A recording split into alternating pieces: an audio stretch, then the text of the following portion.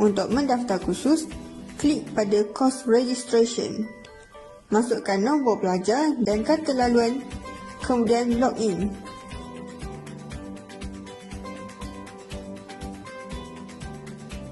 Klik Register New Course.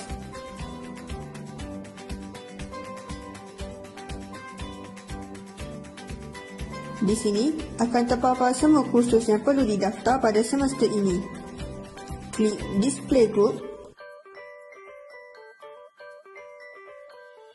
Pilih kumpulan yang ingin didaftarkan sama ada grup A, B atau C.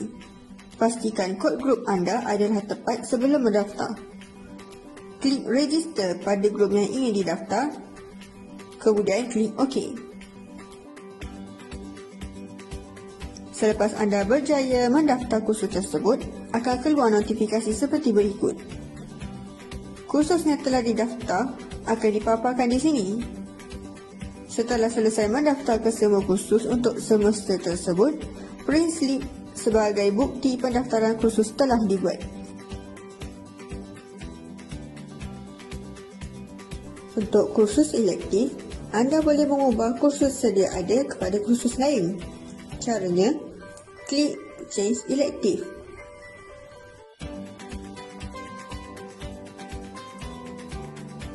Kemudian klik Display Elective. Senarai kursus lain yang boleh diambil akan tertera di skrin. Klik Change dan OK untuk tukar kepada kursus tersebut.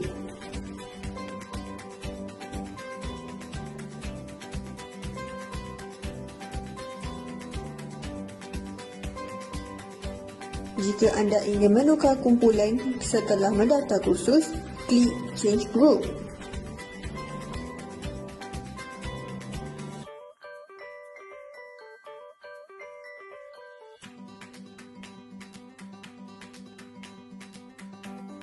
Klik Register pada kumpulan baru yang ingin didaftar. Anda juga boleh menggugurkan kursus yang telah didaftar. Klik pada Drop Course.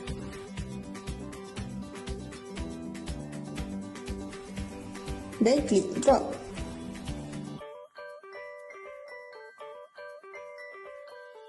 Selepas selesai daftar kursus, anda boleh melihat jadual waktu bagi setiap kursus di dalam sistem iClass. Klik pada jadual waktu iClass. Pilih Fakulti Sains Kesihatan.